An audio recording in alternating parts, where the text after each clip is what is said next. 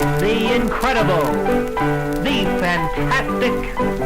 Ladies and gentlemen, come one and come all to a film you've never seen before. But remember, folks, no refunds. Hello, and welcome to No Refunds, the podcast where we watch bad movies so you don't have to, a Cold North production. I'm your host, Ben Reynolds, and this week we watched Roar Ultog's 2018 film, Tomb Raider. Joining me this week, we have the tenacious Tim Miller. He just finished watching Tomb Raider. And Patrick, the Law Morris. Welcome, welcome, welcome. Check out everything we have going on over at coldnorthpro.com. What a great website. And if you like what you hear, leave us a rating and review wherever you found our podcast. And now, Tomb Raider. What's your name? Laura. Surname? Croft.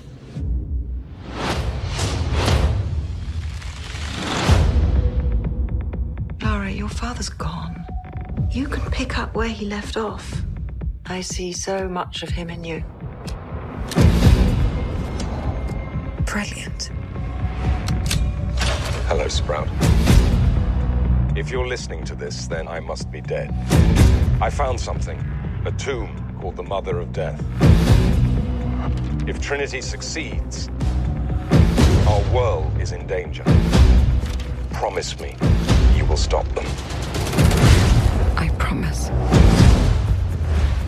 I think I know where my dad went. That's right in the middle of the Devil's Sea. It will be an adventure. Death is not an adventure.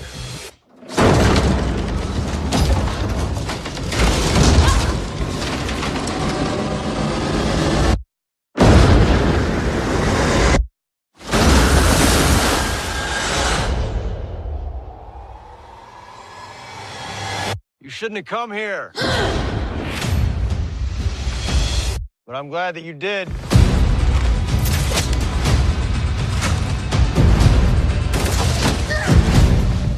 What do you know about my father? Now I see the likeness, the recklessness. Close the tomb once and for all. The fate of humanity is now in your hands.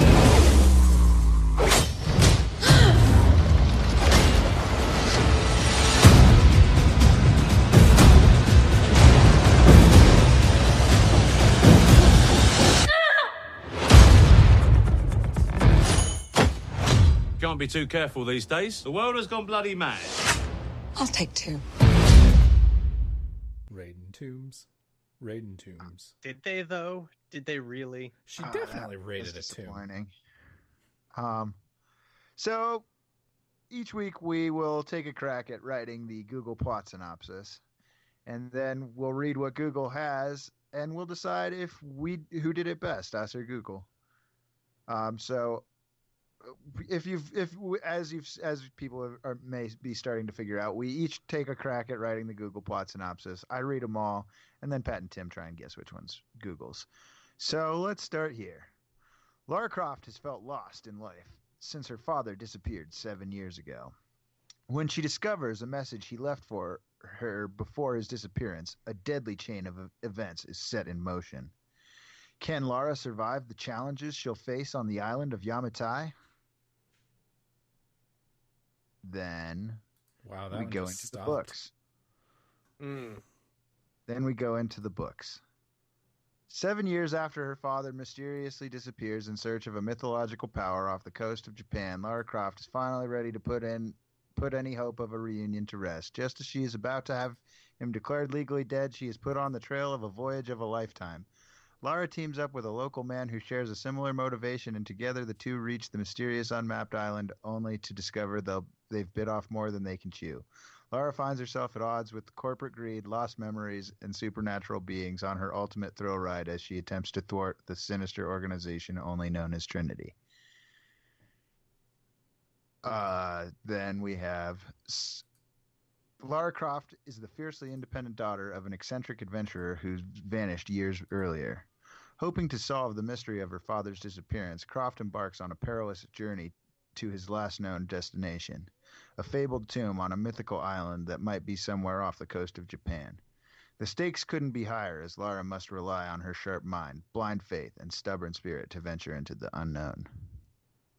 And finally, 7 years after her father's disappearance, Lara Croft finds his last will and secret underground hideout and discovers the legend of Himiko, an ancient Japanese empress of mystical proportions. Led by her father's notebook, Lara makes her way to the final resting place of Himiko, only to be captured by a group known as Trinity, who are after Himiko's legendary power. Lara must now escape in order to honor her father's wishes by stopping Trinity and keeping the world safe from Himiko's curse. Ooh. Some of those were accurate. One was not. Which one was not accurate? Well, okay, they were all pretty accurate, but I think I have my guess as to which one is Google's. Which one is Google's? I think Google's is the first one. Tim? See, I disagree with you. I think the third one is Google. Tim is better at guessing Google. Pat is really good at guessing that I am Google. Oh, Ben is really good at tricking me into thinking that he's Google. See, I thought it was too simplistic, so it was just like, okay, Ben whipped that up real quick. Ben's probably really bad at CAPTCHAs. Why? Because aren't Google's like Written automatically by a generated? robot? Yeah. I don't know. I don't think so. Machine learning. I thought it was like real people who did it. But I'm pretty sure it's real people. I bet it's Google. This beer tastes really fucking weird.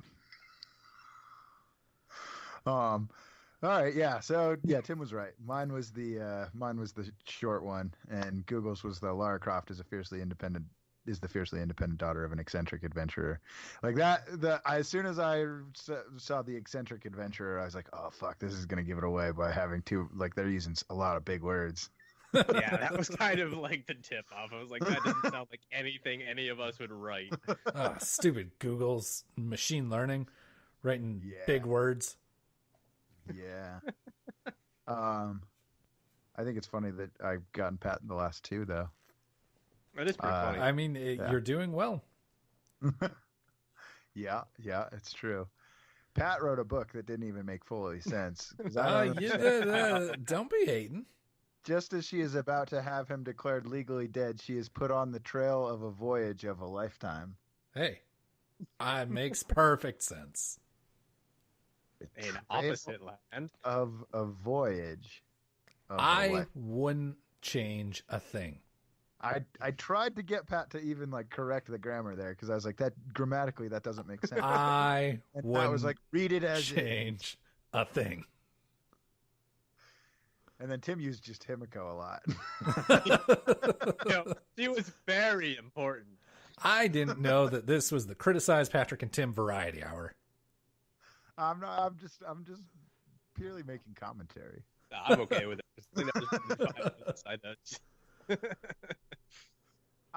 So still better than Google.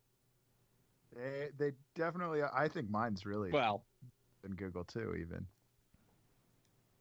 I mean, she's felt lost in life since her father disappeared 7 years ago. That's very accurate. She discovers a message that he left before his disappearance, and it does start a deadly chain of events because other people do die. And we do wonder, can Lara survive the challenges she'll face on the island of Yamatai?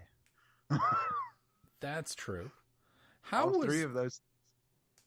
Okay, so you're right. She discovers this message. And the message led her to basically the tomb. Not the tomb, but the island. No. At Croft Manor, the dead house. Underground bunker. Yeah. The crypt. How did they not how was her mom not hey, what are you doing spending so much time out in that place where we keep our dead relatives? He mentioned he didn't do any of that until after she was dead. Yeah, you also see that her mom died in 1996. There's when she goes down into the crypts. there's this thing that says that her mom died in 1996, and then he in the video says that when she died, he became obsessed with trying to find connections to her, which I thought was kind of lame and dumb, because like I was like, that's like discounting the fact that they're supposed to be fucking like a family of like archaeologists. If you want to talk about lame and dumb, how about the fact that it took them 40 minutes to even get to the island in any action? Well, no, there was action. Pretty awesome. I actually wrote that I kind of wanted to try a fox hunt. To try a fox hunt. It looked like it ended pretty poorly. Sure. It sounds fun, definitely. I also thought it was funny. Like, it was interesting because, like, at the very beginning, I was like, oh, damn, in this version, does Laura not come from money? Like, at the beginning, I was like, because, like, the one guy was, like, telling her she was behind on her payments for the gym. Oh, yeah. And it's like, that was, I didn't like that. I mean, I was like, well, it was just one of those things where I was like, it's so fundamentally Lara Croft to be like a loaded fucking kind of a rich sort of brat. No offense to Lara or anything, but, and then they kind of showed us where that is. And that, well, because so then like after that, I was like, maybe she's got money, she just rejects it. And then there was the lady who was pressuring her, and I literally wrote the first time I saw that lady, I was like, the lady pressuring Lara to sign the papers seems shady.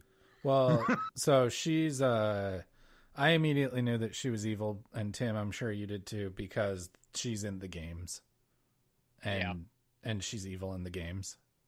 Yeah, I've played all through, or I haven't played the third one all the way through, but I played both of the first two, and I don't remember. Just don't remember her. She's the villain in Rise of the Tomb Raider. Yep. I don't remember that. I definitely did play that game, but I don't remember that whatsoever. Fair enough. Yeah, that's funny.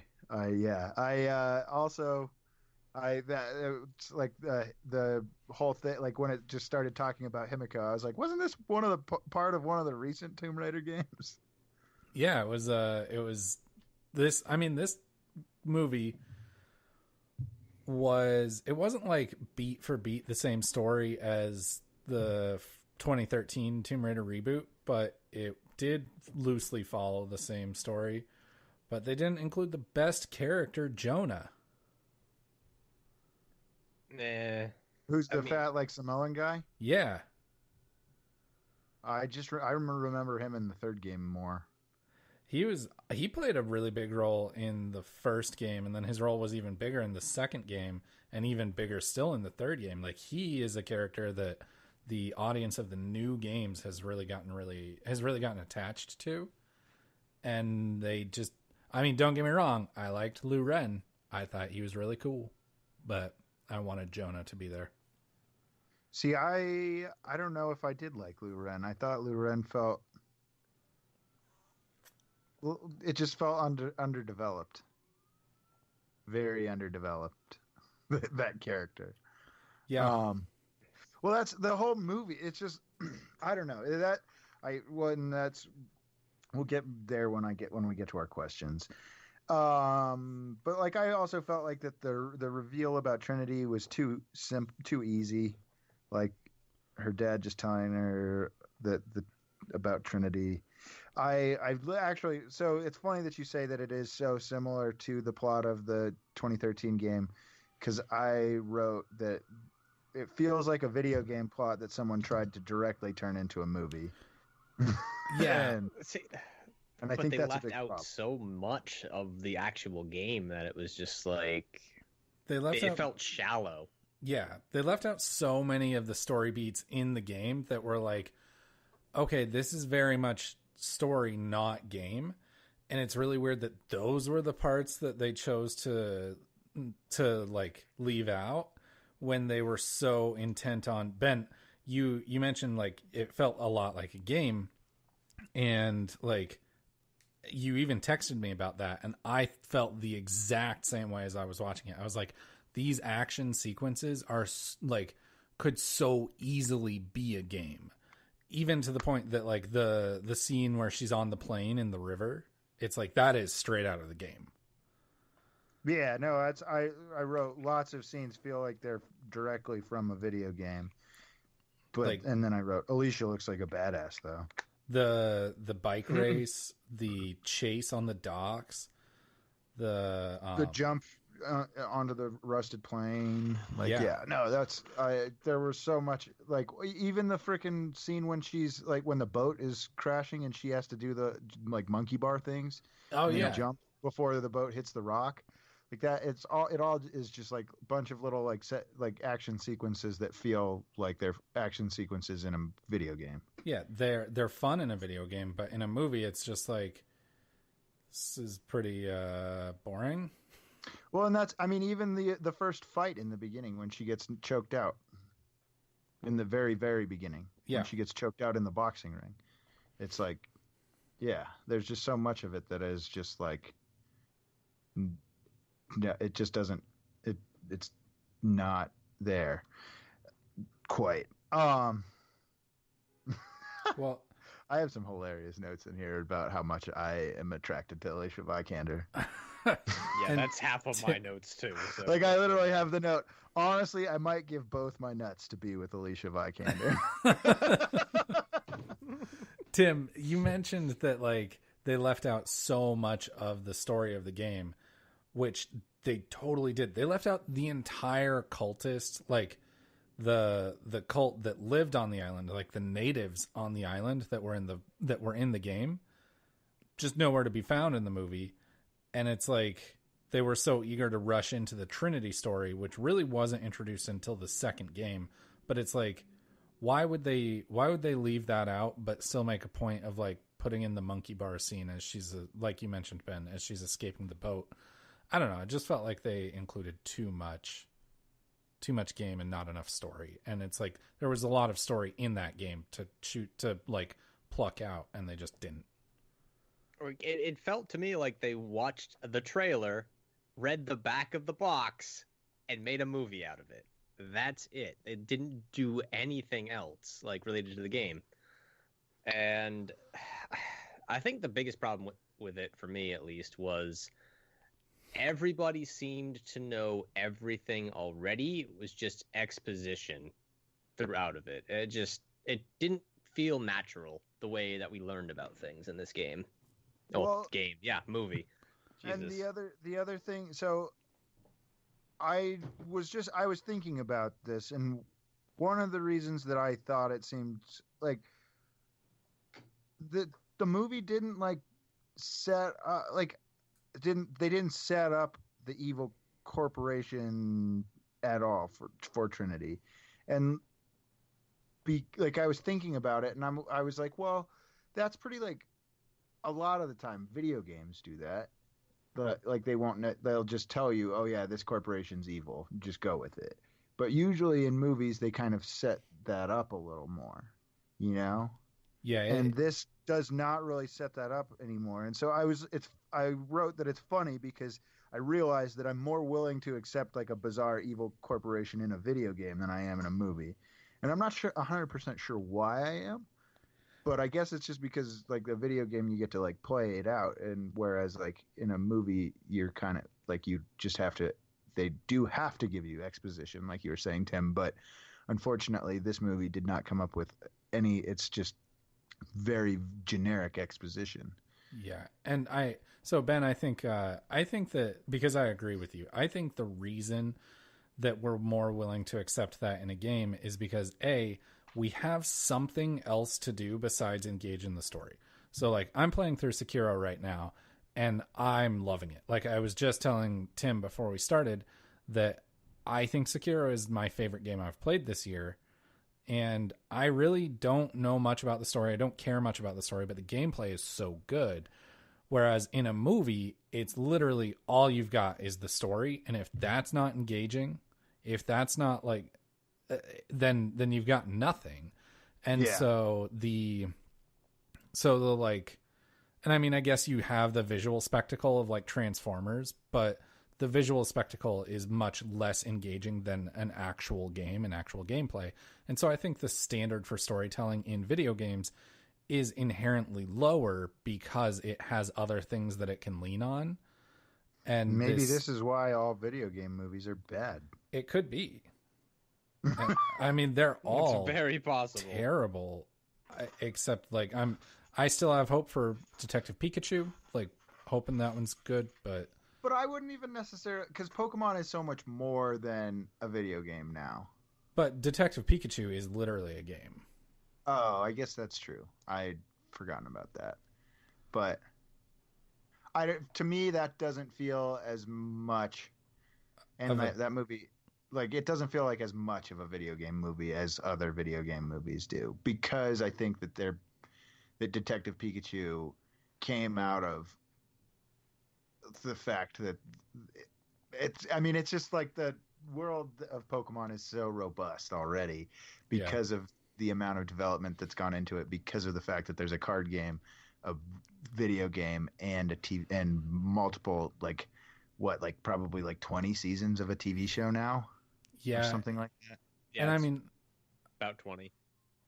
And like I think that them picking a more obscure game, I actually have higher hopes for it, because it's like people won't be it won't feel so, it's not something that we're nearly as familiar with. If they had been like, yeah, we're making a Pokemon Red version movie, I'd be like, oh great, let's find out. You already did that as a TV show, and it was fucking the first season of Pokemon. Yeah, and basically, But by doing Detective Pikachu, it's much more obscure. It's something that we're not nearly as familiar with. And so I think it's going to be great. But like, I think that, Ben, you're right. This is the reason that so many video game movies struggle. Yeah, totally. All right, well, let's move on to the questions. So for each film we go through, we'll revisit these 6 questions to lead our discussion. And the first question is, how bad was it? I guess I wouldn't say that this, like, I almost wouldn't say like bad so much as boring with this movie. Yeah, that's the exact way I feel about it. Very boring. And it just, like, everything felt fucking generic. Yeah. And I think, so I am going to say it was bad. And I think it was bad because it was boring. Because it was just like you said, Ben, it felt fucking generic, and it just felt, it was just boring as shit. There was nothing that stood out about it. And it was all like Except for Alicia Vikander. Except for Alicia Vikander, Ben's new lady love. Dude, she's my dream girl. I literally wrote that. That's my third note. Alicia Vikander is my dream girl. I am so incredibly jealous of her and Michael Fassbender's marriage.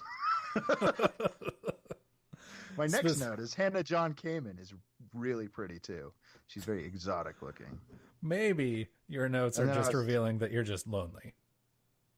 I don't know, man, but freaking, if you don't know what Hannah John Kamen looks like, you need to look her up, because she's fucking hot. I'm gonna send you a picture of her right now. Okay, do it. But so Alicia Vikander, even like, she was just okay in the role. I mean, she's hot, but she was just okay. Every single aspect of this movie I felt like was below average. And so I'm going to say the movie was bad because it was boring. Yeah. See, I thought that she actually was really, I thought that like, a lot of the elements that she added to the character, I thought I liked. Like, I thought she played the character very well, actually. But I did not. I don't know. I would say that that's more based on more than just the fact that I think she's really, really hot. I would disagree, and Tim, maybe you can be a tiebreaker on this, but I think that, like, my thoughts are, I understand why they brought Alicia Vikander in instead of Camilla Luddington, but like, apparently they were maybe also in talks with Daisy Ridley and Cara Delevingne. I feel like it's just like Camilla Luddington is just such an incredibly obvious choice. Like, she was the mocap actor, the facial model. the face model and the voice actress for Lara Croft in the games that this movie is based on. It's like, and she's an actress with experience, and it's like experience in air quotes. Okay, so what? Like, it's fucking a Tomb Raider movie. I mean, she has experience playing the role. She was pregnant. And she's 35. She's way too fucking old. How old is Alicia Vikander? 20 or 30? She was 29 when they shot the movie. Or 28 even, I think. Well, I think that it should have been Camilla Luddington. She has experience playing the character, and she played the character extremely well. I think that Alicia Vikander's portrayal of Lara Croft was bland and forgettable. I mean, that's not exactly her fault either. No. The entirety of the script was bland and forgettable. Yeah. I also felt like the script fucking like kind of they definitely did not have. She was not as badass as Lara Croft is supposed to be. Like, no, and that's like she doesn't seem. I wrote like 2/3 after, like right when she had gotten onto the island after she had escaped Walton Goggins. I wrote, when does she get guns? And then I continued my note. She's not helpless, but she doesn't seem as badass as Lara Croft is supposed to be.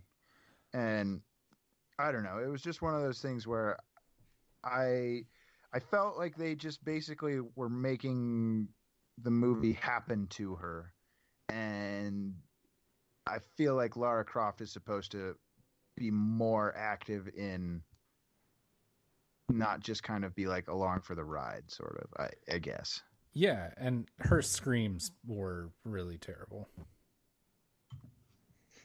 I know that that's a really nitpicky thing, but I hated her screams.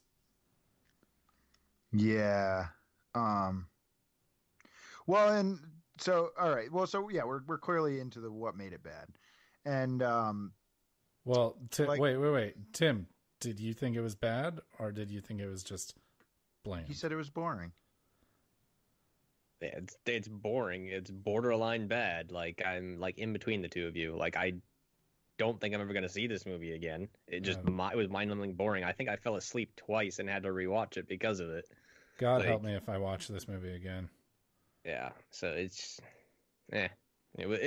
like, as far as movies we've watched, it was somewhere in the lower half, but definitely not some of the worst crap that we've seen so far. It wasn't gaudy bad, right? Yeah, no, definitely nothing is not. gaudy bad. Every week we can thank God that, well, at least it wasn't gaudy bad. Yep. Yeah. But I thought that they, like, if she had just like thought that her dad was crazy when she found him and he was spouting all about like the Himiko stuff, that would have made it more fucking interesting. But just like, there's just like a lot of things which I ship hard. Dominic West hard. Like, McNulty is one of my favorite characters on The Wire, and I actually honestly did not know that he was British before this movie. But yeah, I fucking love Dominic West. He's a fucking awesome actor. But yeah, I thought that like his character, like they could have done more with his character when she meets him on the island. Like, if she was just like stoked on the fact that she found her dad, but then she just thought he was like fucking nuts, that would have made it more interesting instead of just her being like, "Yep, Himiko, let's fucking do this." Like that. I don't know. There were a lot of wasted opportunities like that. So like the moment where she first kills that guy in the mud, when she drowns him in the mud. That's the first guy she killed. I was like, oh, I guess this is the origin story. So she did kill her first person in the origin story. Yeah, and I mean in the 2013 game, that was a huge moment of like, she was forced into it, and she didn't want to do it, and it was like this moment where it just destroyed her. And I mean, it's like, of course it's a game, so immediately you're like rolling on killing dozens of people, but like in in the game there is that like disassociation between what you're doing when you're playing because it has to be fun and what the character is doing in the story scenes. And it was this huge moment in the game, and they tried to make it that in the movie, and then they did not give it nearly enough time to breathe. Yeah, there were just wasted opportunities left and right. Yeah, she was in the mud there for just a few. Her dad at that point, and then just runs off. Like, doesn't even give it a second thought. He's like, "Oh, I just strangled this guy. Oh, hey, there's my dad. That's more important." Exactly. Yeah. She's like sits there, and you can tell that they're trying to give it time, and she's just like, all right, I'm better, and then she just moves on. And it's like you can tell that they were trying to go for that weighty moment, but it just didn't play. Yep. Well, and that's like all of the bad guys just felt like such generic movie villains. Even Walton Goggins, like the guy who's like when the fucking guy is sick and he starts like yelling and pointing the gun at the other guy, and then Walton Goggins comes over and shoots the guy, and like that freaks them all out. It was just like, this is so generic of like slavers in a movie. Like, it's just fuck. Let's do something that's original. Come on. Do something interesting. Yeah. And they like, I don't know. I like Walton Goggins. I love Walton Goggins. It's like he's hilarious. I mean, shout out to Vice Principals. That was an awesome show. And he really, for me, he was the highlight. But like he was just made out to be this like mustache twirling villain. But then they kept trying to they were trying to like villainize him so badly, like vilify him. But then at the same time, they were trying to give him these very human motivations of like, he's just trying to get home to see his family. Yeah. And it's like, you can have one or the other, but like the guy who's just trying to get home to see his family, he's not going to just kill and just like, he's going to team up with whoever is there to help him to try and get home to see his family. He's not going to sit back and twirl his mustache and be like, oh, that Lara Croft. Yeah. It's true. It's true. This is one of the last notes I took, and that's everyone wants to make a new Indiana Jones. And I then went ahead and noted, I was like, The Mummy started out all right. They haven't made a good Tomb Raider movie. There's an Uncharted movie in the works, but it's probably not going to be great. And then the new Indiana Jones wasn't bad, but it wasn't great.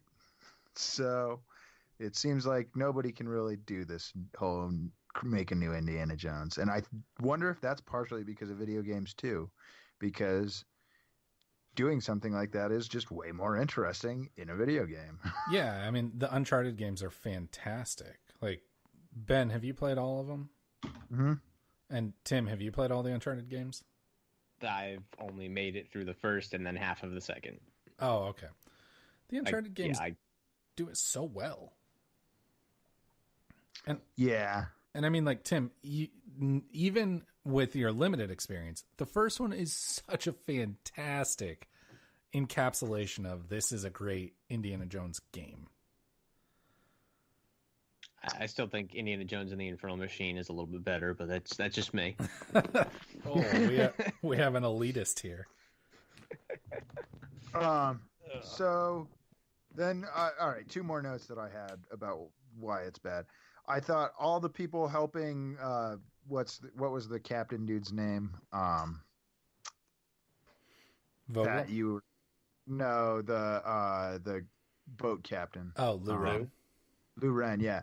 All the people who wanted to help Lou Ren because his father gave his life for them was cheesy as fuck. It was. Yep. I was just like, serious? Like, he tells them all to get away, and they're like, no, we want to help you because your father gave his life for us. It's like, shut the fuck up. That's stupid as shit. They don't even tell you how either. It's just yeah, no. Yeah, that was really, really dumb. And then, what did you guys think about the whole fact that it was actually a disease that Hippocamp was spreading? I think that it was pretty dumb. I think that every aspect of this story was pretty dumb, and them getting was it a disease in the game? No, it No. was actually like a mythical. Yeah, it was like mystical it was a to power. control the storms. That's what I was thinking. Okay, I was pretty sure that was the case, but I was like, and it disease? turned that And I was like, maybe that's more satisfying than magic. yeah, it's not, and it turned the native leader into a like superhuman at the end of the game. Yep. I mean, yeah. I could see why they did it, because they were going for the whole trying to ground it in reality thing that they'd been pushing for the whole film, but it was still like, nah, I would have preferred magical, like lightning bolts coming from the sky. Well, yeah, and I mean that seems to be like I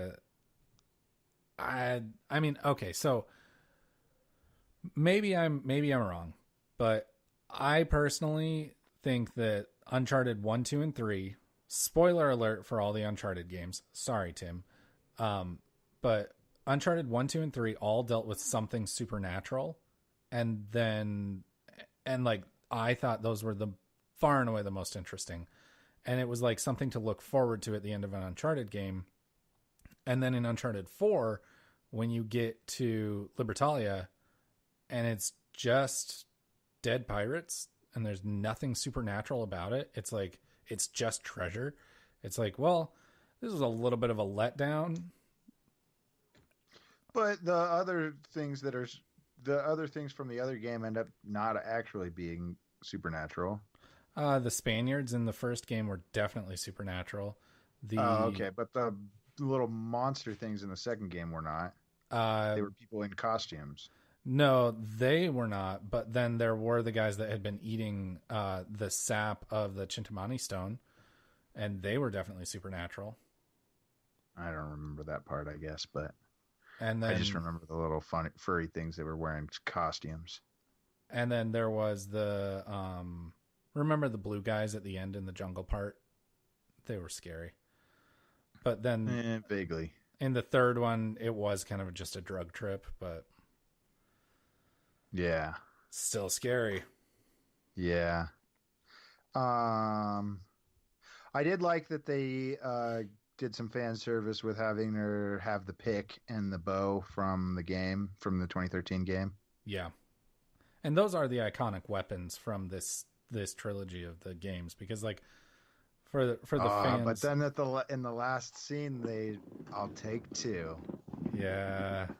And they give her the classic guns from the first Tomb Raider movies and the original games. Yeah. That was pretty badass. Tim, did you think that was badass? I thought it was all right, but at that point during the movie, I was just like, let it be done. I don't care. Please, God, let this movie be over. I got one more big problem with it. I know I mentioned it earlier, but that first 40 minutes didn't need to really be a thing. They could have easily started the movie like they did the game on the island, put some of that stuff in flashbacks, and probably fleshed it out better. And I feel like the movie would have felt like more like the game, and it would have done better. I can't get past that now. I agree. Put her on the boat. Just do a cold open of like, yep, she's out looking for her father, and she's on track, and there you go. Open the movie on the boat. Yep. Yeah, maybe. All right, so let's move on to our third question, which is, which character was the worst? Anybody have any votes? I'm gonna go with generic bad guy from Trinity, whose name I forget. Or the character played by Walton Goggins. Yes. Vogel. Okay. Yeah, I'm gonna go with Vogel because he was just generic bad guy. I'm here. I'm searching for the treasure that you want to, and I definitely agree with Tim, because like literally, he doesn't even like. There's not even an instant where you're like, this guy might be an okay guy. He has no motivation except his family, and his actions go completely contrary to his motivation. And so it's like, this doesn't make sense. This is pretty stupid. Yeah. So it might be. Go ahead, Tim. I was gonna say, am I the only one who, when he said that, like, didn't believe him for a second? That he wasn't doing it for his family, he was just doing it to do it? I believed him. Yeah, I didn't at all. Yeah, I mean, it's really hard to say because they didn't give us any reason to. It's just, yeah, like, fuck. There's just they told us so very little about him. Yeah. And so, yeah, I don't know. I think I definitely agree that he was probably the worst character because he was underdeveloped. Underdeveloped to the point of being undeveloped even. Yeah, not developed at all. I'm not gonna, I'm gonna throw out an alternative option to discuss because I thought he was a very boring character. He was very bland. And that's, like Tim mentioned with Alicia Vikander, I don't think that's Walter Goggins' fault. I don't think it's Alicia's fault that Lara was really bad. I don't think it's Walter Goggins' fault that Vogel was really bad. But I'm going to throw it out there and say, her dad's name? Is it Richard Croft? Mm-hmm. Thank you, Ben. Dominic West. Yeah, he was terrible. And again, not the actor's fault, but just a bad character. I don't know. He provided the motivation for everyone else in the movie. But then he was so sure of himself in doing so many things. And it's like, we're clearly developing knowledge of this. Like, we're clearly learning more and more.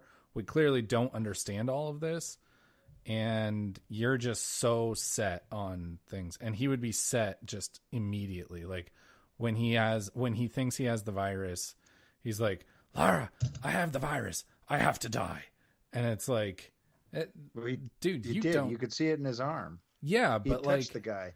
Yeah, but he doesn't know if this virus can be like maybe it's cured by sunlight. He doesn't fucking know.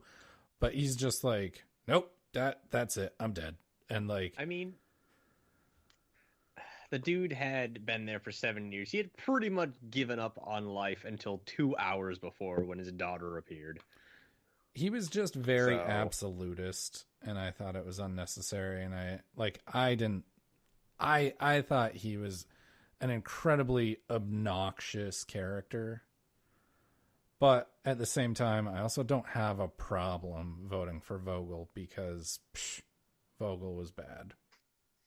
I guess I would just say that I feel like Richard Croft was a little bit better because he did have an arc. While it was underdeveloped, and yes, he did provide like all of the exposition basically, and it was too concentrated when he was providing that exposition.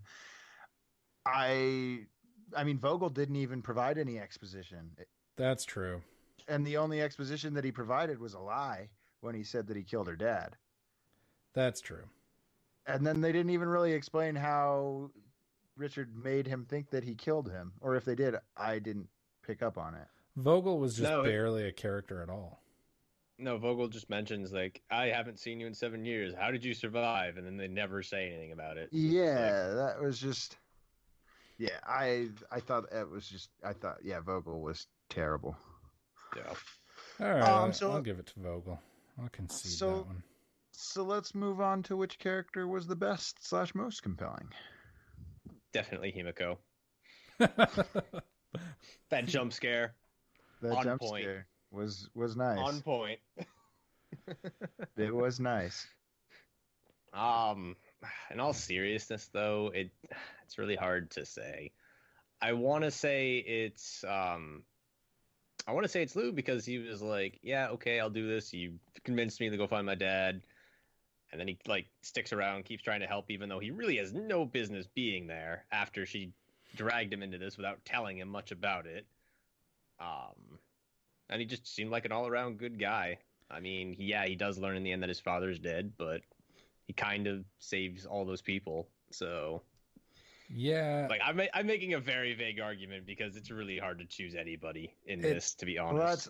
Well, I guess I'm just gonna vote for Alicia Vikander / Lara because she's Alicia Vikander. And no, okay, if I'm breaking this tie, I'm giving it to Lou Ren because Lara was a fucking, like, Had you made an argument for Lara being the worst character, I would have been like, yeah, maybe you're onto something. But being the best character, Lara was terrible. I don't know. I liked the scene where she goes into the Croft Industries or whatever and tells the dude who keeps telling her that she's a delivery person that she's Lara Croft, and he's like, "Oh fuck." Well, when I guess she said I have that, a lot of experience with that because I'm a delivery person. when she said that, like in that scene, I thought, man, this is written by like a 10-year-old. This was written by a 10-year-old. Oh, I'm sorry. Servants around back. Oh, well, I'm not a servant. That fucking shit actually does happen. No, so I'm not saying it doesn't. But just like the way that she's like, oh, well, I'm not a servant. Well, actually, I am. Well, what's your name? Lara. And last name? Croft. And it's like, dude, that's so fucking stupid. Like, it's written like a 10-year-old. Like, I mean, I don't know. It's just written like a 10-year-old's daydream of, oh, this would make me so cool. And it's just like, this dumb. I didn't think that scene was dumb. It gave me a laugh. I thought I was okay with it. But I don't know. I'm loosely. I'm really the main reason that I'm voting for Lara is because Alicia Vikander's so hot, and I really didn't think Lou Ren was a very interesting character at all. Like it didn't. It could have just literally been any boat captain. Yeah. And then they started to try and seem like they were gonna have there be some like chemistry between Lara and Lou Ren, but then they didn't do it. And I don't know. I really, in reality, there probably wasn't a compelling character. No. There really wasn't. So Lara Croft / Alicia Vikander wins because she's hot. No. That's not how this works. No, I'm giving it to Lou Ren. I'm breaking that tie and I'm giving it to Lou Ren. All right, I'm changing it to Sophie. Okay, still going to Lou Ren. Sophie was her friend who talks to her in the first scene after she gets her ass beat in the first scene while she's eating the apple. Oh, okay. And she's Hannah John Kamen. That was very nice research that you sent me, by the way. Thank you. Absolutely. Research, yes. Research. All right. Well, so yeah, there's not really a compelling character in this movie. Was it so bad it was good? I think that's pretty easy to say no. Yeah, hard no. We don't even have to discuss it. Would it have been better as a Netflix / HBO series? No. This script, no. But this series, maybe. That's I guess where I would go. I don't want to hear more about this story, but the story that we got in this movie, but I would hear more about a character that I would give a Netflix series or an HBO series about Lara Croft to try. Go ahead, Tim. I mean, I'd be okay with like Tomb Raider itself as a series, but following like this story the way they laid it out, I don't feel like it would have been that great. Yes, it would have given them more time to flesh things out, but it's just not a very compelling story. Exactly. Yeah. The way it is currently is not enough to carry it for 10 episodes. See, to me, Tomb Raider is a lot like Fast and the Furious in that, like, I want it to be a movie. Like, I enjoy it being a movie. And I'm fine with it being a movie. And I don't really want it to be shorter and lower budget. I want it to continue to be every few years, big budget, big action, and for an hour and a half or 2 hours. Or in the case of a game, 10 hours. Counterpoint. Video games are 10 hours. Yeah, and so, but video games are a totally different Netflix experience. Series are usually about 10 hours. But HBO Netflix series are 10 hours of storytelling. Video games are 10 hours of are like 8 hours of gameplay and 2 hours, or like 10 hours of gameplay and like 2 hours of storytelling. And so I'm okay with that balance in a game. I don't know, man. I think if you take like I think this could be, maybe this is something like, have we ever seen someone try and turn a video game into a TV show or TV series? I mean, if you want to count the Legend of Zelda cartoon or Pokemon. Well, I'm or Pokemon, sorry, princess. It's excuse me, princess. Well, excuse right me, princess. Thank you. But so I'm like, what if we just unlocked the secret to actually making video games adaptations? Yeah, if you just do it as an HBO series, maybe it's better. HBO, you're welcome. Give it a shot. We're waiting. mean, Game of Thrones is almost over. See it being more interesting because there's gonna be there's so much more room to explore things. Like that's, I mean, then you could have like episodes where like Lara is at fucking Oxford and shit like that, and I don't know, it could be interesting. You could sign me up for a Netflix/HBO Tomb Raider series. You know what I think would actually be a decent adaptation, and I can't stand these games, but Assassin's Creed, I think, could adapt really well into a series like that. Interestingly, Alicia Vikander's husband starred in Assassin's Creed. Yeah. Which another terrible movie. Maybe we should watch that movie soon. Maybe we should watch that movie next week. We've already got a movie for next week. Ah, damn. 2 weeks from now. Well, let's move on to burning questions. Patrick, you said you had a couple. I do. I mean, so just to get us rolling, if Anna hadn't covered her tracks at all, like very clearly had not done any work to cover her tracks, why was she so eager for Lara to sign the paperwork? Because she knew that Lara was going to give her the fucking, like, the keys to the kingdom. The day-to-day. Yeah, the day-to-day. Okay, so then in that case, my burning question turns into, why didn't Anna cover her tracks? What do you mean? I mean, Lara, like, figured it out almost immediately. Anna didn't know that Lara went to the island. I still think Anna should have covered her tracks better. It's because she's obligatory main villain that has to screw up something somewhere so the main character can figure it out. I guess that's true. It's a storytelling. Yeah. It's a plot device. It's a bad plot device. I had one that was, do storms affect fish? I don't know. I think so. Like, I was just curious, like, would a shark be able to just eat you if you fell off of a boat in the storm? 100% they would be. But what if it's getting fucked up by the waves too? I mean, it's a lot calmer underneath the waves, a bit at like a depth of like 15 feet. It's not going to affect the shark as much as if it was on the surface. Yeah, I don't know, man. That was a burning question that I had. Okay, I got a question. All right.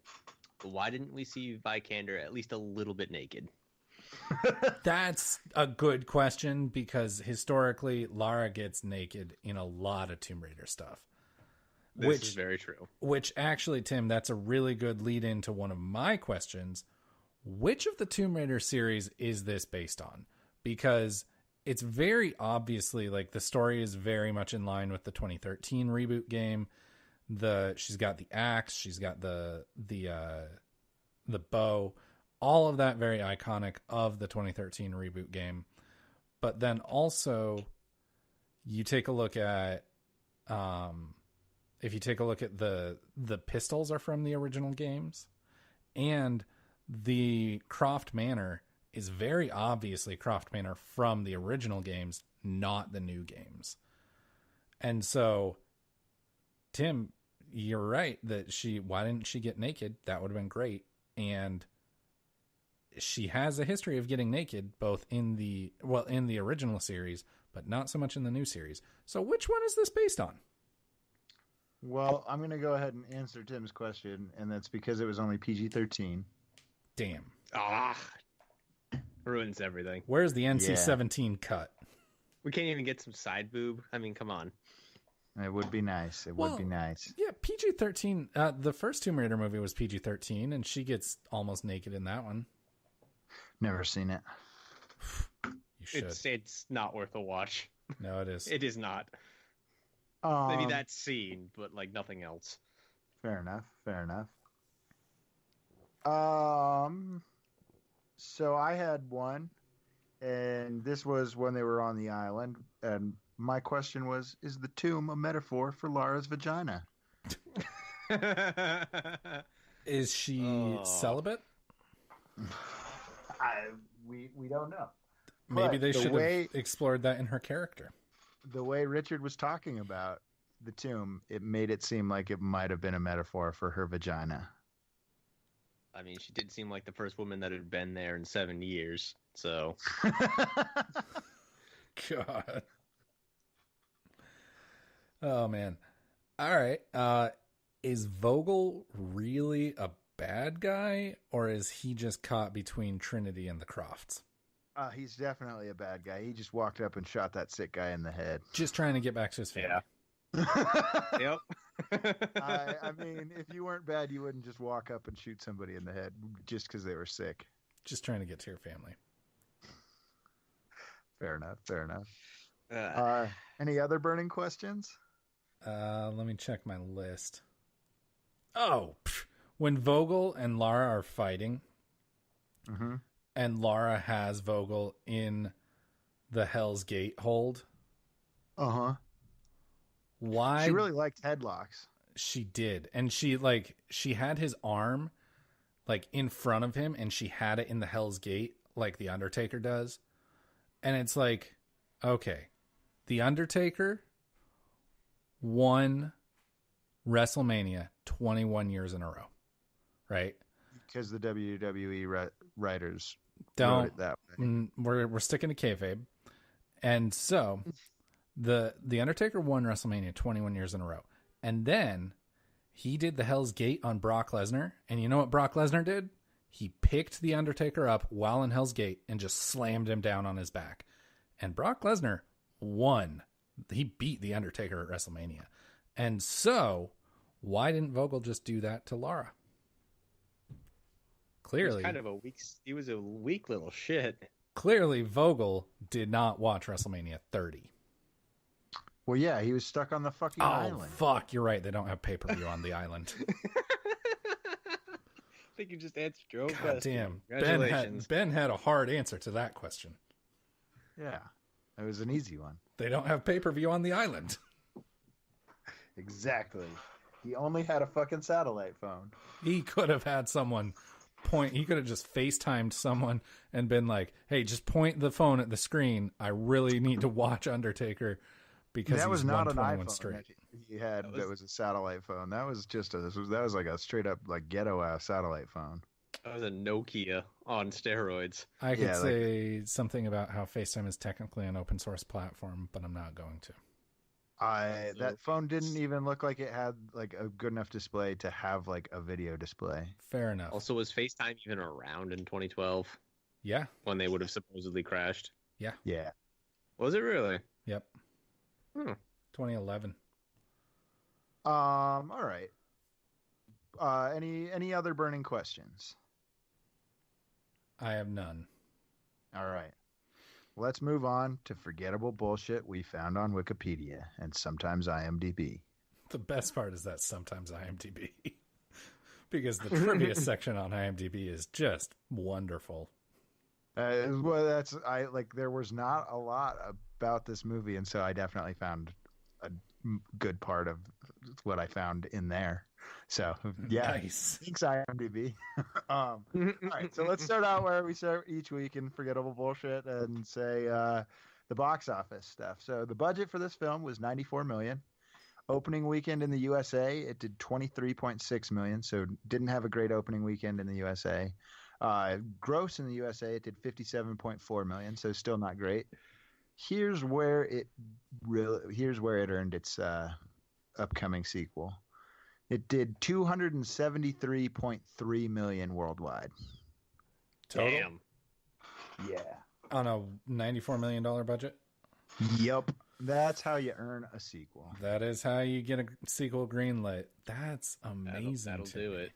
It's amazing to me that like the rest of the world has started going to the movies so much in recent years.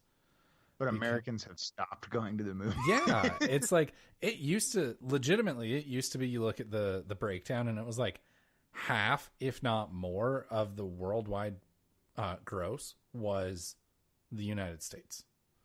And now it's like, yeah, Avengers did 1.2 billion and like 350 million of that. Not that that's insignificant, but that was 1.2 billion partway through Sunday. It's over 2 billion now.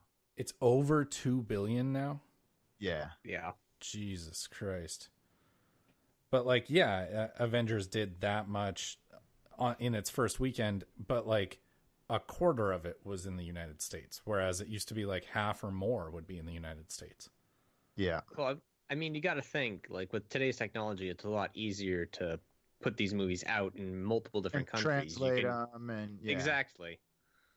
So, Yeah. like, it's more accessible to a lot more people now, whereas back in, like, let's say 70s or 80s, you maybe got one theater in all of China that might have gotten Star Wars kind of thing. It's totally right. Well, and I mean, as we talk about this pretty often about how movies they've started to have like more of your blockbuster type movies take place in not America because it tends to be more popular with worldwide audiences.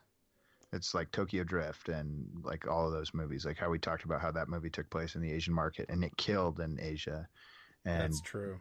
Yeah. So, I mean, I think that that's a big part of it too, is that other people are starting to feel like they're actually represented in movies and so that they want to see them more, you know? Yeah. True. So next thing I had was Alicia Vikander put on a good deal of muscle for the role. I read as much as like 15 pounds of muscle, pure muscle. Jesus. And I mean, you saw the 6-pack that she had, and she was fucking shredded. Like, yeah, you fucking wash clothes on her abs in this movie. Ben would do anything to touch her. I fucking also Walton Goggins said that she like regularly embarrassed him. Like he was embarrassed to take his shirt off on set because of how fucking rich she was. And also Dominic West said that he would regularly try to get her to go out to the pub with him, and she was too disciplined and would just say no because she was too disciplined and into training for the role. Which, I mean, to put on 15 pounds of pure muscle, yeah, it probably takes that fucking amount of discipline. I could probably put on 15 pounds of muscle in a week. You could probably put on 15 pounds of fat in a week.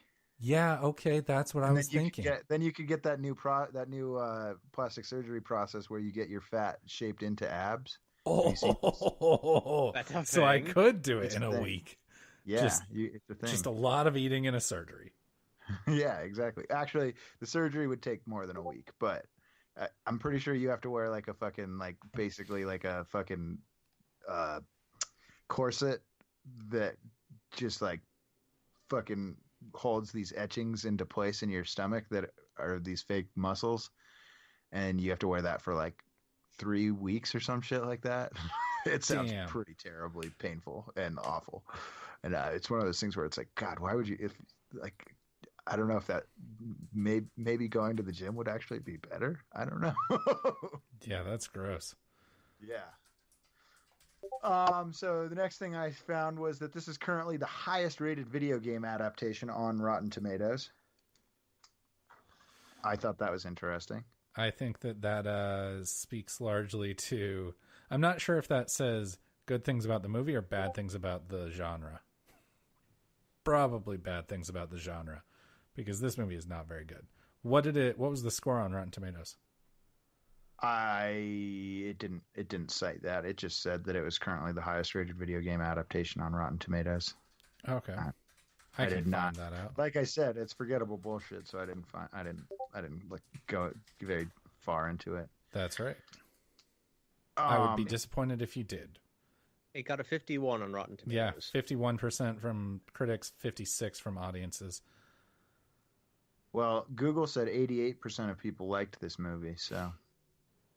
Wow, guys, we're in the 12%. Yeah. I mean, I liked Alicia Vikander. We know. So Alicia Vikander said in an interview on The Tonight Show with Jimmy Fallon that she did most of her own stunts on the film and had to repeat some of them. I thought that was cool because she's a badass. Yeah, that's I always appreciate it when actors do their own stunts. Yeah, absolutely. Tom Cruise especially, he does such a great job. So then the other thing I found out was that this is the second time Dominic West has played Alicia Vikander's father. In the 2014 movie Testament of Youth, she is also his daughter. Interesting. Yeah. Then the last little bit that I had for forgettable bullshit was that Amy Jump has signed on to write a script for a sequel that was confirmed this month, actually. And I could not find anything that said that that Alicia Vikander was had signed on to reprise the role of Lara Croft. It sounded like that it was unconfirmed if she was coming back. Although she did express that if there was interest, and the quote, she gave a quote. She was quoted as saying, "If there's an audience out there for it, then I would love to." So, do you think that they'll recast the character? I don't think so, because I mean, it sounds like the main reason that they're making this is because this film did so well, and it seems like changing the character would be a good way to potentially fuck that up. And if she says, if there's an audience, I'll do it, and if it made money, then there's obviously an audience. Yeah, exactly. So I found it interesting. Apparently Amy Jump is she has worked on she's like married to a director who I'd never heard of any of his films, but apparently she has worked on a lot of the scripts for the movies that he's done. Ben Wheatley is the director that she's married to, and apparently she's worked on a lot of films with him, and apparently they're kind of like pretty dark movies. And I kind of thought that seemed interesting if it was because they were suggesting that maybe this could be. Oh fuck, she did. Okay. So I don't know if you guys ever saw the movie Free Fire with it's got like Enzo Cliente, Sam Riley, Michael Smiley, Brie Larson, Cillian Murphy, Armie Hammer. It's like I watched it with Gil and Nuts one time, and it's essentially like this movie about like a gigantic Mexican standoff, and it was directed by Ben Wheatley. And it's actually really good. I did not realize that. But yeah, Amy Jump wrote that. So that's actually really awesome to me that Amy Jump is signed on to write the sequel. That could mean great things. Maybe an actual story this time. Yeah, because Free Fire is a really, really cool movie. I would definitely recommend checking it out. Nice. Yeah. Well... So yeah, that pretty much wraps up our discussion of Tomb Raider. But since we don't only watch bad movies and TV, let's talk about some of the stuff that we have genuinely enjoyed watching lately. Tim, how about you? So I took a page out of your book, Ben, and I watched the Jurassic Park movies this week, and I forgot how good those were. Nice. Very nice. Yeah, I love Jurassic Park. I just fucking love dinosaurs. Dinosaurs are freaking cool. You just love the Jurassic Park movies. It's true. I really do. I really do. Like, if there's dinosaurs in it, sign me up, man. Sign me up. Yeah. I ship hard for dinosaurs. The first one is obviously the best, and I think one of the best moments in movie history, or in movie history, when Dr. Grant sees the Brontosaurus for the first time, and he like turns Ellie's head, and it's like this amazing moment. But that series has... that series has definitely devolved, and while I did like Fallen Kingdom better than Jurassic World, I would like to see that series return to its roots and really get back to being as good as it used to be. Oh man, it's so good. Okay. All right, Pat, what have you been watching? So Jillian had me start this show called Kim's Convenience, and it is hilarious. It's a Canadian TV show, and you can find the first 3 seasons on Netflix. And it's about this Korean immigrant family that runs a convenience store. And the dad is hilarious. And they just, like, it's very much dressed up like it's a very wholesome and, like, family-friendly show. A lot like, say, like The Office or Parks and Rec or something like that. But then they say the most politically incorrect things. And they write a lot of really funny, really edgy jokes. And it has a lot more of a bite, more along the lines of like Trailer Park Boys. And so it's a really, really fun show to watch. And I definitely recommend it to everyone. Nice. I actually recently got a recommendation for another Canadian show that I'm blanking on the name of.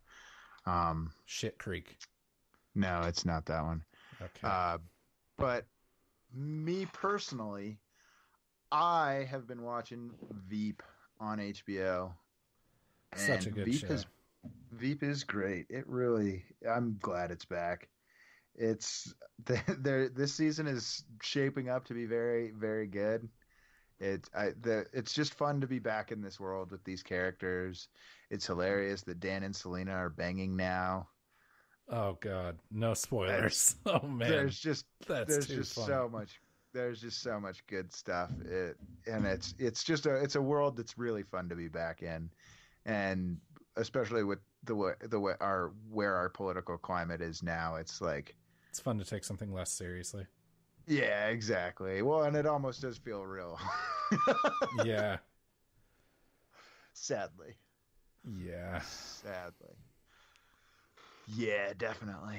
Well, that wraps up this week's No Refunds. Don't forget to check out our incredible website, coldnorthpro.com, where you can check out a great website.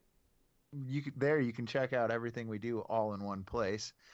Listen to us weekly on our other podcast that's about gaming called Hard Reset. And next time, we'll actually be doing a very special episode about Avengers Endgame. But after that, we'll be watching Brad Payton's 2018 film, Rampage. See you next time, and don't forget, no refunds.